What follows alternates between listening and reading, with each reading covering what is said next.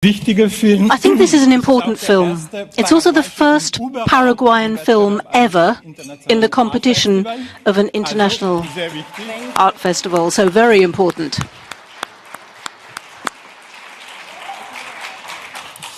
The film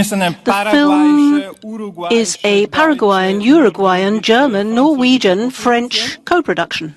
And I'd like to introduce you to our guests. We have, first of all, our German co-producer, Christoph Riedl.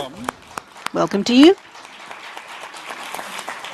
We have actor Margarita Irún.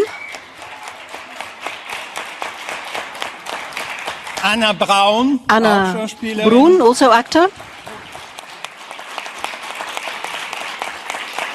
Marcelo Martinessi. We have the director, Marcelo Martinessi.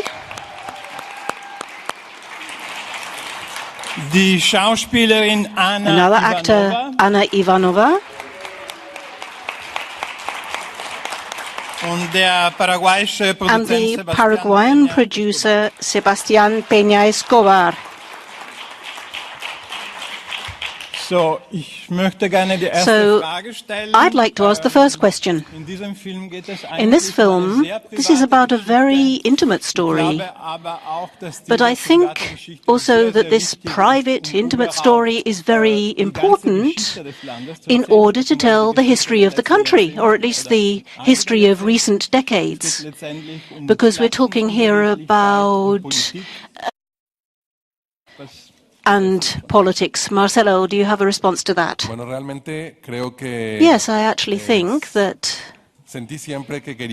I always feel that I wanted to tell a story that in an enclosed space, because in Paraguay, to some extent, we have certain heritage, certain customs, which make us feel like we're in a big prison. And it seemed important to me, and I thought that my generation was going to change that. I thought my generation was somehow going to give birth to a new society. And what happened in 2012 in Paraguay was big. And we thought we were going to change the model. We thought we were going to have a different model. And it was important to tell this story, which I wanted to give it more force than we normally see. And so I started to think about this house, which is like a little prison for this woman. But it's a real prison, but there's more liberty. And I think the history of Paraguay is a history. The whole history of Paraguay has its these big masters, these men who are typical of the country. And I think in spite of that, I think it's the women ultimately who are the internal tissue of society. So it was going to be very important for this film to take place in a world where women are seen as an object, but also to show that women, working with women, based on a story which is about women, which is women in cinema, where the men are more or less secondary. They're marginal in this story. So do we have the first questions from the press? Yes, please. Over on the left. Federico Kersing, Köln Campus. Apart from a political critique here, is this a social critique as well? Because all these women, and I'm remembering my grandmother, my aunts and so forth, also in Bolivia, how they behave, how they talk, and the servants they have. Is it also a criticism of this group of ladies? Because there's Angie, yeah, I think is the one who talks differently. Yes. Yes, it's a vision. I don't know if it's just about a social class, but sometimes they get caricatured, right? And we're trying to escape that. We're trying to work a bit with seeing what's happening in society as women who are, if you like, a group, and the group that are with them. There's not much mobility socially, and we're working a great deal around this chisme. There's a writer in the 50s, Casasqua, who wrote a story about Paraguay, about a little village where gossip played a big role. Everyone talks about everyone else all the time, and I think this happens all over the country, and all the cast do it, or most of them. And we're trying to get away from that. So if it is a criticism, yes, but I think it's a narrative structure for the film. There are scenes, though, that break with that, aren't they? The way she talks to her servant and the way she goes to eat that street food, I think that would be unthinkable for the Paraguay of my grandmother. Yes, we're talking, when we talk about the film, I like to think that it's a film that is looking to the future. It's looking at what could happen if we manage to succeed with this process of change. Yeah, Matteo Galli, close up. The main stylistic device in the film is a lack of focus. Only the figures in close-up are focused. The rest is constantly a little bit blurred. What was the point of that? I think in the narrative, in the aesthetic of this film, it's like a veiled story. It's neither in those scenes, nor in the dialogue, nor in the imagery. Constantly everywhere you have this desire to hide things. Is that the answer to your question? Because you're talking about lack of focus? And I think the film is focused. Could you put your question again, briefly? Yes, I'm talking about a blurred focus. Only the figures in close-up are in focus. The rest is a little out of focus. The environment, the background, is permanently... Yeah, okay, I get it. Thank you. Sorry. No, I think that we are working with this artistic photography, with a camera. We're trying to isolate these figures. They're always very much on their own within their environment. Yes, that's true. Yes, please. It seemed to me very interesting the way you deal with sexuality, homosexuality in the film, because you don't at any point see discrimination. Knowing that Brazil, for example, is in such a difficult situation now, I don't know if it's a little bubble. Is it true that there are no problems with this in Paraguay? Or is actually the situation for homosexuality, is it really not a problem in Paraguay? Well, actually, there is a big problem in Paraguay with this. We don't even have a basic law on non-discrimination. But what's happening is that we're talking here, I think, we're talking about a situation where it seems to us, obviously, we're talking about a higher social class here, and if you're a member of a higher social class, you're less likely to encounter discrimination than if you're looking for work or at work. But it's also a very conservative society, and there's a lot of repression in every sense. So there's also an internal issue. All the personalities here are members of this lost generation under Stroessner, who had to hide everything, their desire, their sexuality. It was a very repressive regime. And in a way, I think that these are people who have certain phobias of their own, which they embody. And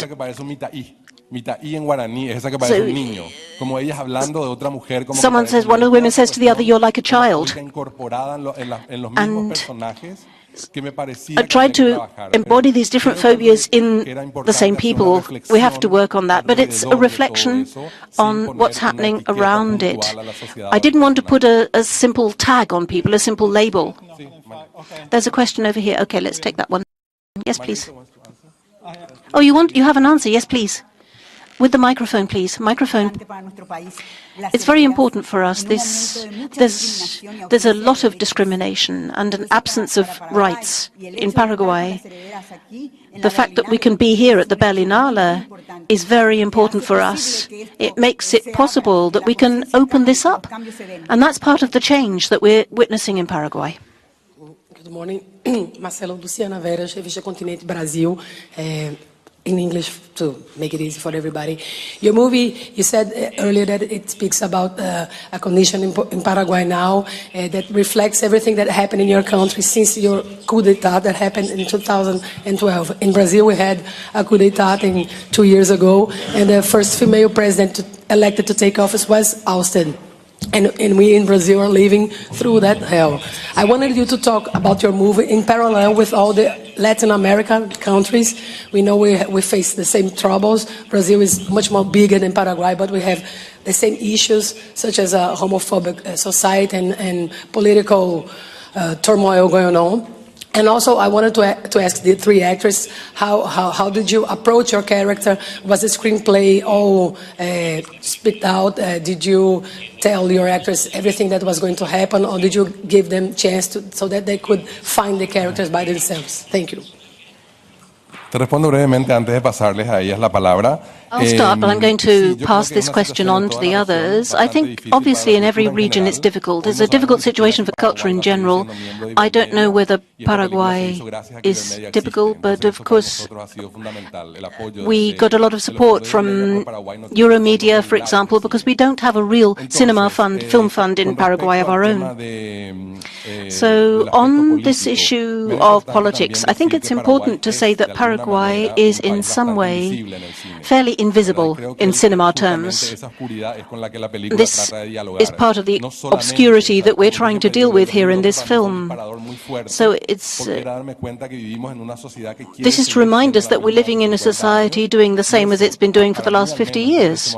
But for me at least, I want to reach the audience in Paraguay because we've been through this really hard coup, as you said. But of course, the history goes back a lot further, and it's a black screen.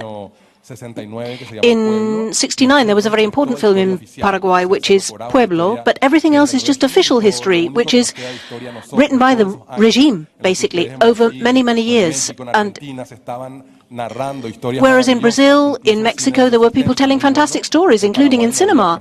In Paraguay, we didn't have that. There was practically nothing but this official image of the president. I'm going to pass this on now to the actors. Yeah, it's true. We didn't know each other. It's very difficult to get personal information about people. And we had a lot of work working on those characters with the director. Especially, I needed to work closely with Brun, and we got together, we talked about our characters and exchanged opinions about how we felt. How would we drink our cup of coffee, for example? What about smoking?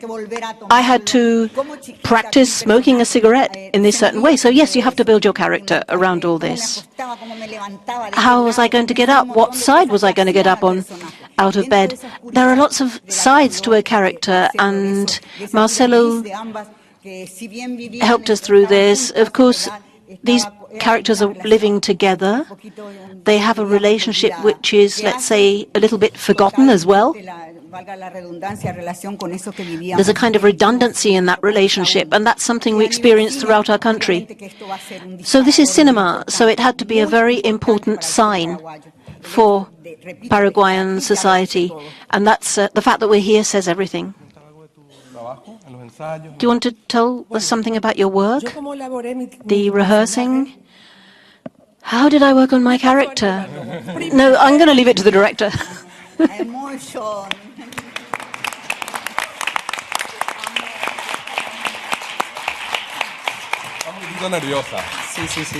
She's a bit nervous. She was like this when we were working together as well, all the time, when we were shooting the prison and so forth. So nervous. No, my character is a bit like my life. And that's it. That's it. I didn't build on much.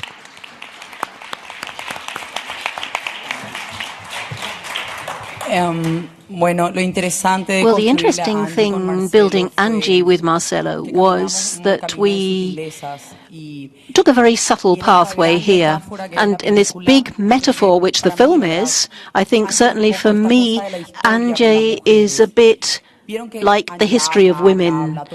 Okay, Angie talks all the time, but all the time she's telling you a story. And it doesn't matter what she's saying, the important thing is what you're hiding. And I think Angie tells things. It doesn't matter what she's telling, the important thing is that she's trying to put things into words. And if you think about the debt we have to women in my history, because we have this militarized history where women just didn't exist in the past. And Angie is romantic, she's musical, but working with Anna Brun was great. So from that point of view, I think there's a violence in the silence.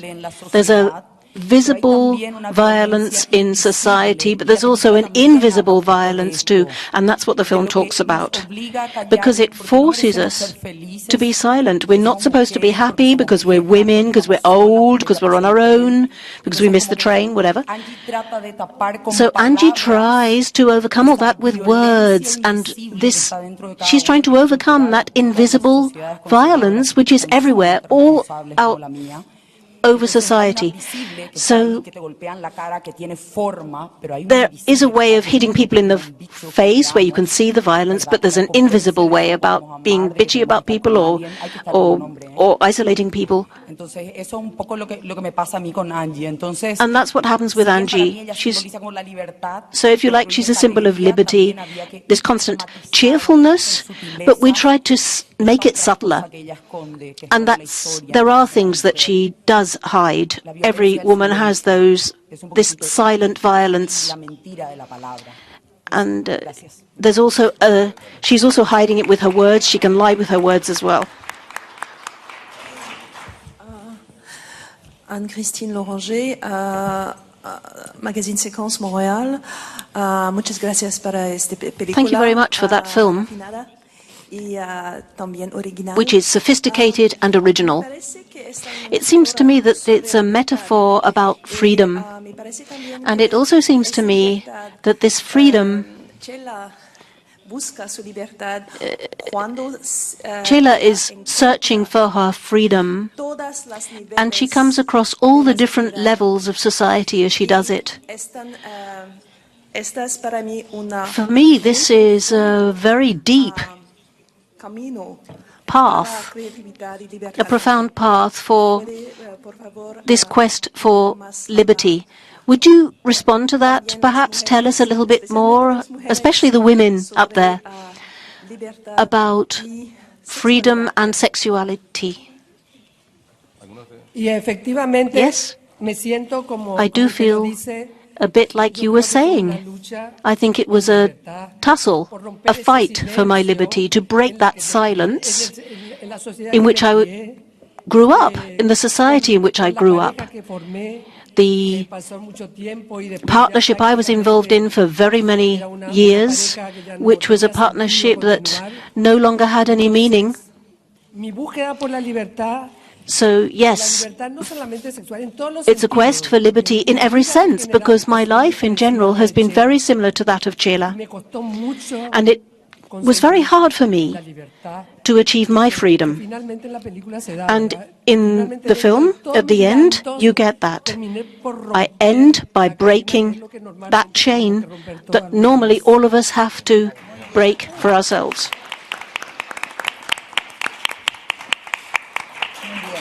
Ja, herzlichen Glückwunsch, Ute Hermann. Yes, congratulations, Ute Hermann from Topicos. Thank you for this marvelous film. I really enjoyed it, and I was trembling the whole time that there would not be an accident in the car, because then maybe the film would have become very ordinary. But I did understand at the beginning that because of debts, were put in prison, and that was somehow restructured into fraud. How did that happen? I thought that was a little bit difficult to understand. Can you explain that to me? Is that a Paraguayan speciality? That if you have debts, suddenly you become a fraudster? Yes, that's true. Paraguay, we have a film where it happens very often in Paraguay, but it depends on your personal power. You can prevent yourself from going to prison. If you've got power, if you're a bank or something. But if not, if someone's got power, if it's a bank, they can easily send you to prison for not paying the money. And I think in a country like Paraguay, we're not very protected with our rights in this field. We have a very corrupt banking world. And sometimes they can send you to prison, and it's not because of debt, but there's another kind of corruption at play, much more serious. So, and here I am on the red carpet. And you have this little woman, at least is how I interpret it, very possessive, dominant little woman, because she's living off my money, right, in this film. And I go to visit her. She's a bandit. Oh my God.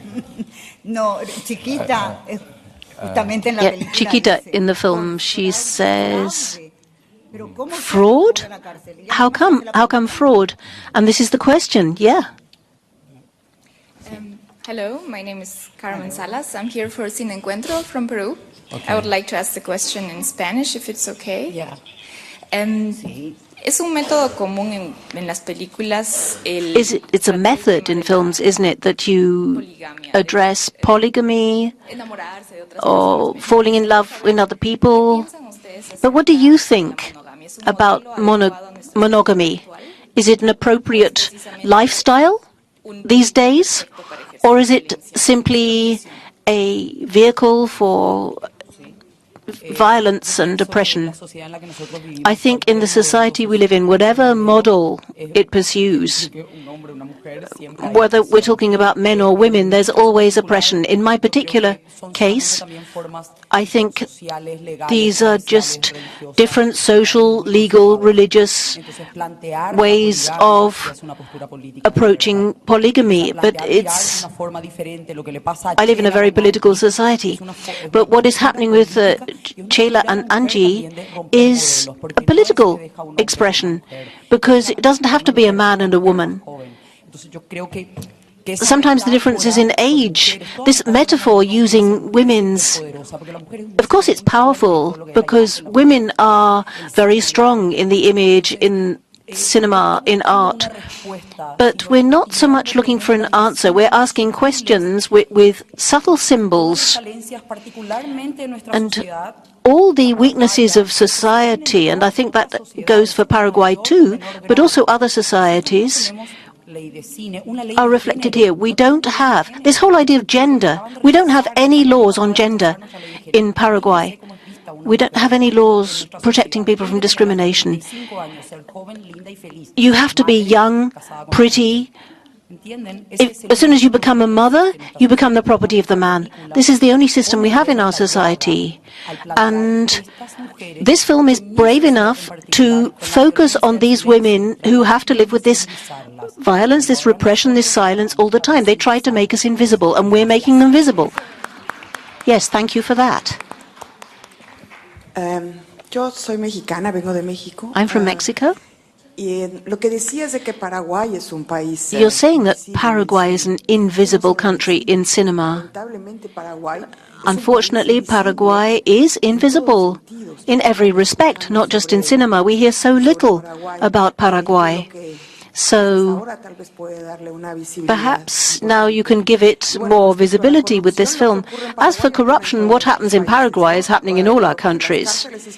And the prisons are full of poor people. It's the same everywhere. But my question is, with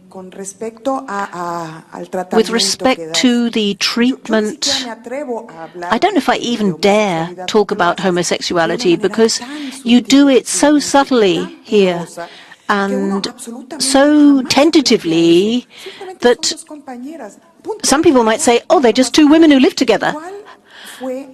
So what was the source of this? You're young, you had your mother, you had your grandmothers, you observed what happened to that generation that lived under this repression, under Stroessner. And obviously now this repression gets passed on.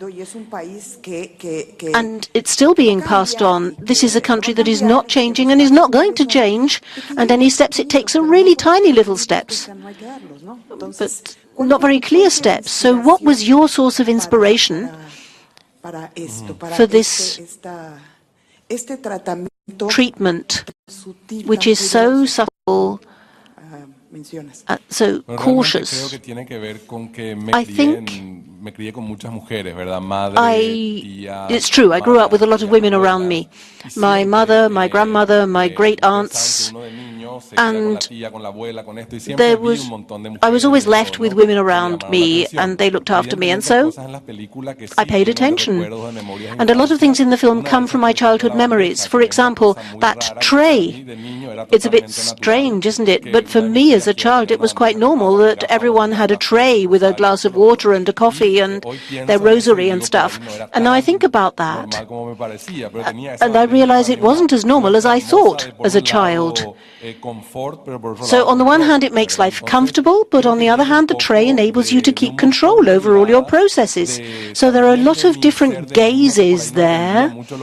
As a child, I didn't really understand what was happening, but suddenly I realized with these two women, okay, they're living together in this house, they don't have husbands, all kinds of relationships that I was aware of as a child. I didn't really understand why they were doing that. So I'm asking these questions. And talking to other people, I suddenly realized that it's got something to do with the fact that the men have all the answers in Paraguay. It's almost wrong as a man to ask a question. We have 3 short questions still. 1, 2, 3. My name is Margarita, African Refugee News. I have a question for the director and a small one for the producer. In this film, it's not only the story between the two ladies, but you're structuring the life of 4 different women: the rich, the not rich, the maid, and the young, let's say the young woman that doesn't know where to go, left or right. And she plays with the feelings of the other people.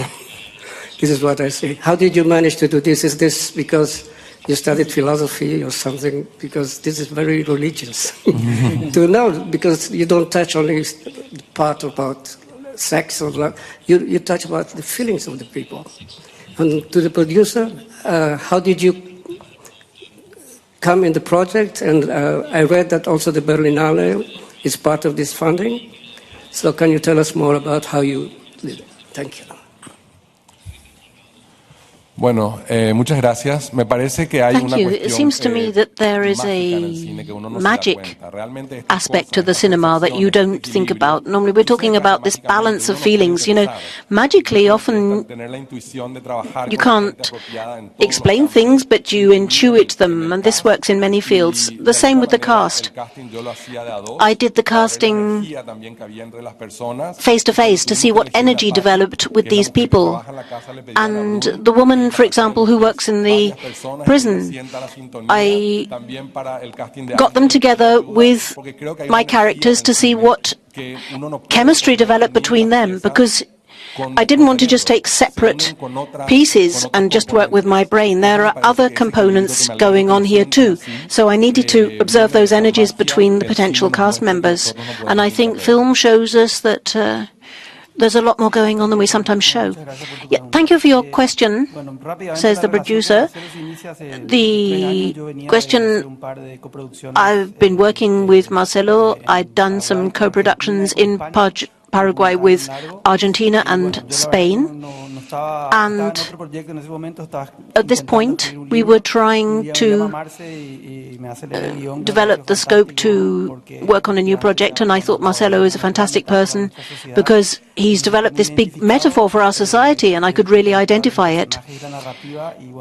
The characters in the cast and so forth, and I wanted to be part of that project. World Cinema Fund was a key to getting the financing together for this film, because in our country, as my colleagues were saying before, it's a bit difficult.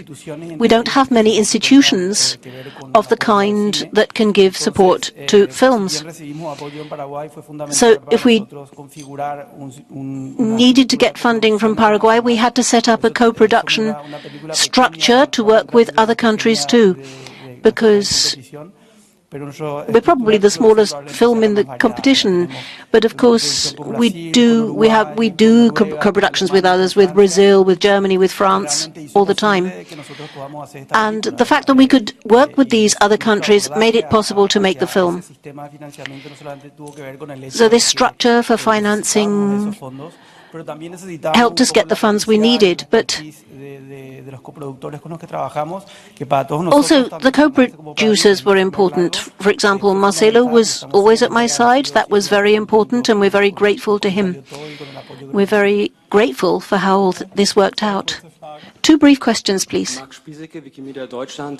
One question to Marcelo Wikimedia Germany. It's a great film. There are three great actresses. Maybe you can tell us something about how do you have chosen these actresses? Are they all from Paraguay? Are they well known in Paraguay, or did they have a theatrical background, or is it their first movie?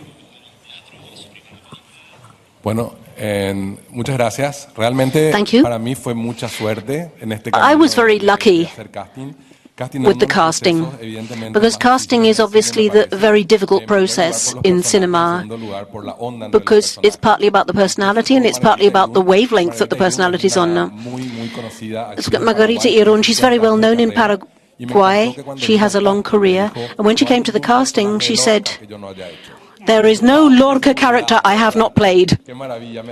So fantastic. And I love her work, but she also has a lot of experience in the theater, but also in cinema in Paraguay.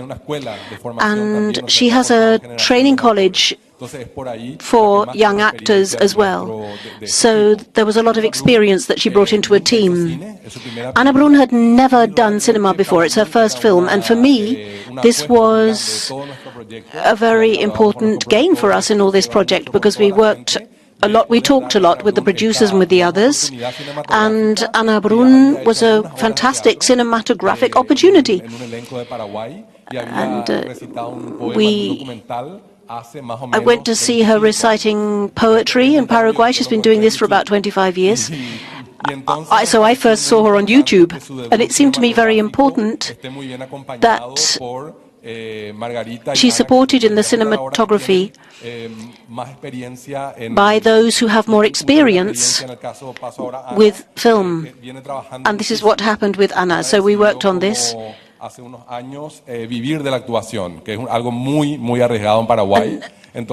Ivanova has been working a lot in Paraguay. She works with artists, she does performances, she does painting, she does short films. She's done a whole lot of different things, and she's always working. So I had two very experienced actors, and one thing's very important here in casting.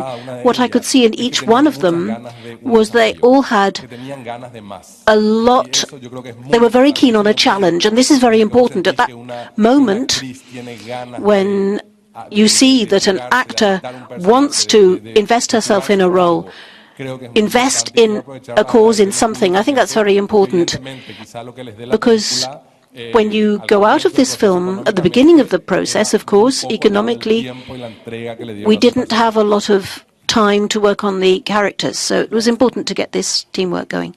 Last question.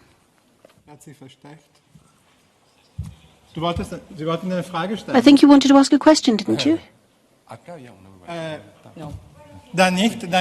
Okay, then the last question here. Muchas gracias.